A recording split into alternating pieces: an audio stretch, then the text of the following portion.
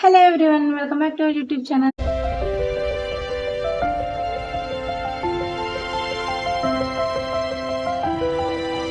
ఎలా ఉన్నారు మీరంతా? నేనైతే చాలా బాగున్నానండి.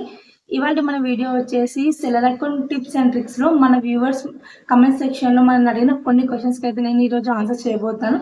మీకు ఎలాంటి డౌట్స్ ఉన్నప్పుడు నేను కమెంట్ సెక్షన్ లో అడగండి, నేను 100% రిప్లై అనేది ఇస్తాను. వీడియోలోకి వెళ్ళే ముందు ఒక చిన్న రిక్వెస్ట్ అండి, మీరు మన ఛానల్ ఏమైనా ఫస్ట్ టైం చూస్తున్నట్టయితే ప్లీజ్ సబ్స్క్రైబ్ చేసుకోవడం అసలు మర్చిపోదు. నా వీడియో నచ్చితే తప్పకుండా లైక్ చేయండి. ఈ వీడియో ఎవరికైనా యూస్ఫుల్ అనిపిస్తే షేర్ చేయండి. సో ఇంకా లేట్ చేయకుండా వీడియోలోకి అయితే వెళ్ళిపోదాం. ఈ రోజు మన ఫస్ట్ క్వశ్చన్ వచ్చేసి సెల్లర్గా జాయిన్ అవ్వడం అంటే ఏంటి అనేసి అడుగుతున్నారు. సెల్లర్గా జాయిన్ అవ్వడం అంటే ఇప్పుడు నార్మల్గా మనం ఏదైనా ఆన్లైన్ ప్లాట్ఫామ్లో మనము మనకు కావాల్సిన వస్తువులు మనం కొనుక్కుంటాం అంటే అప్పుడు మనం బయ్యర్ని. సెల్లర్ అంటే మన దగ్గర ఉన్న ప్రొడక్ట్స్ ఏదైనా కూడా మనం అమ్మాలి అనుకుంటారు. లైక్ కొంతమంది క్లాత్స్ అమ్ముతుంటారు, కొన్ని ఎక్విప్మెంట్స్ అమ్ముతుంటారు, ఎలక్ట్రానిక్ గ్యాడ్జెట్స్, ఇట్లా చాలా ఉంటాయి కదా. సో మీరు ఏదైనా బిజినెస్ స్టార్ట్ చేయాలనుకుంటే మీరు ఆన్లైన్లో సెల్లర్గా అకౌంట్ అంటే ఇప్పుడు మీరు బయ్యర్గా ఎలా అయితే మొబైల్ నెంబర్ అవన్నీ ఇచ్చి లాగిన్ అయ్యి మీరు సామాన్లని కొనుక్కుంటారో అలా మీ వస్తువులని వేరే వాళ్ళకు అమ్మడాన్ని సెల్లర్గా జాయిన్ అవ్వడం అనేసి అంటారు అనమాట.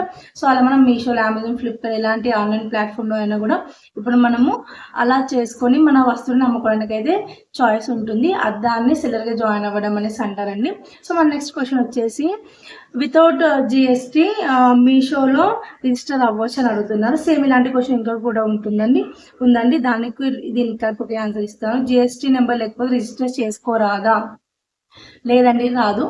నేను ఇంతకుముందు కూడా ప్రతి వీడియోలో అంటే seller account tips and tricks start చేస్తే ప్రతి వీడియోలో నేను చెప్పాను విత్ జిఎస్టీ నెంబర్ మనం రిజిస్టర్ చేసుకోరాదు, జిఎస్టీ అనేది మ్యాండేటరీ అనేసి నేను ప్రతి వీడియోలో చెప్తూనే ఉన్నాను. అంటే జిఎస్టీ నెంబర్ లేకుండా మనం రిజిస్టర్ చేసుకోవచ్చు, బట్ రిజిస్టర్ చేసుకున్న డేట్ నుంచి మనకు ఒక 1 to 1.5 month అనేది మనకు టైం అనేది ఇస్తుంది జిఎస్టీ నెంబర్ అనేది అప్లోడ్ చేసుకోవడానికి.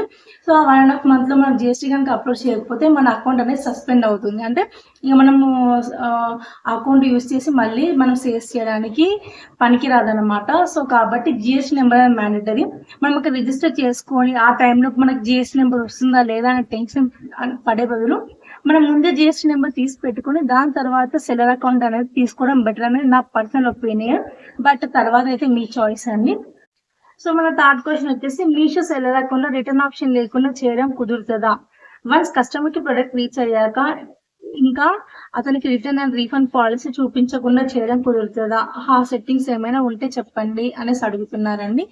సో మనకి మీషోలో కానీ అమెజాన్లో కానీ మనకి ఏంటంటే రిటర్న్ ఆప్షన్ లేకుండా చేసుకోవడం అనేది అది మన హ్యాండ్లో ఉండదు. మీషోలో అయితే ఆ ఆప్షన్ అయితే అస్సలు లేదండి. మనకి ఎలాంటి ప్రొడక్ట్స్ అయినా కూడా మనకి 7 days return and refund policy అనేది 100% ఉంది. ఆప్షన్ అనేది మనం పెట్టుకోవడానికైతే మన హ్యాండ్లో ఉండదు. అండ్ మీషో వాళ్ళు కూడా దానికి అలౌ అయితే చేయరు. అసలు మనకు ఆప్షన్ అయితే ఉండదు. కానీ అమెజాన్ అండ్ ఫ్లిప్కార్ట్ లాంటి వాటిల్లో ఏంటంటే కొన్ని వస్తువులకి లైక్ కొన్ని గార్మెంట్స్కి సంబంధించిన కొన్ని వస్తువులకి మాత్రం అంటే ఒకరు ఇప్పుడు ఫర్ ఎగ్జాంపుల్ ఈ డ్రెస్ అనుకోండి, మనం వేసుకొని సైజ్ సరిపోకపోతే లూజ్ ఉంది, టైట్ ఉంది అనేసి మనం ఎక్స్చేంజ్ లేదా రీఫండ్ పెట్టడానికి ఆప్షన్ ఉంటుంది. సో కానీ కొన్ని వస్తువులు అలాంటి వస్తువులు ఏదైతే కుదరవు, లైక్ ఇన్నర్స్ కానీ లేకుంటే కొన్ని ఫుడ్ ఐటమ్స్ కానీ వాటికి మాత్రమే రిటర్న్ అండ్ రీఫండ్ పాలసీ లేకుండా కొన్ని ప్లాట్ఫామ్స్ మాత్రమే లైక్ అమెజాన్, ఫ్లిప్కార్ట్ లాంటి ప్లాట్ఫామ్స్ మాత్రమే ఆటోమేటిక్ గా వాళ్ళు మాత్రమే ఆప్షన్ అనేది ఎనబుల్ చేస్తారు. మన హ్యాండ్ లో అది ఎనబుల్ చేయడానికి ఆప్షన్ అయితే ఉండదండి. సో మనము ఎప్పుడైతే ఇన్వెంటరీ అనేది అప్లోడ్ చేస్తామో ఆప్షన్ లో మనం సెలెక్ట్ చేసుకుంటాం కదండి. సో అండర్ గార్మెంట్స్ అనేసి లేదంటే ఫుడ్ ఐటమ్స్ అని, సో అది ఆటోమేటిక్ అది ఎనబుల్ అవుతుంది. కానీ మన హ్యాండ్ మనం దాన్ని ఎనబుల్ చేయడం కానీ డిజబుల్ చేయడం కానీ అస్సలు కుదరదు అండి. సో కాబట్టి మనకి మీషోలో మాత్రం అలాంటి ఆప్షన్ లేదు. ఎందుకంటే ఫర్ ఎగ్జాంపుల్ మీరే ఆలోచించుకొని మీరు ఒకసారి ఒక వస్తువు కొన్నారు, మీ వరకు వచ్చిన తర్వాత వస్తువు బాగాలేదు అనుకోండి. సో రీఫండ్ రిటర్న్ పాలసీ లేకపోతే మనమే అప్పుడు బ్యాడ్ కమెంట్స్ చేస్తాం, అవునా కాదు చెప్పండి. సో కాబట్టి మీషోలో అయితే ప్రజెంట్ అయితే రీఫండ్ పాలసీ లేకుండా రిటర్న్ పాలసీ లేకుండా మనం ఆప్షన్ అనేది పెట్టుకోవడానికి అయితే లేదు. సో ఇదండి వాటి వీడియో. మీకు ఇలాంటి క్వశ్చన్స్ ఏవి ఉన్నా కూడా నాకైతే కామెంట్ సెక్షన్లో పోస్ట్ చేయండి. నేను మ్యాక్సిమం అయితే ప్రతి కామెంట్ అయితే నేను రిప్లై ఇస్తాను.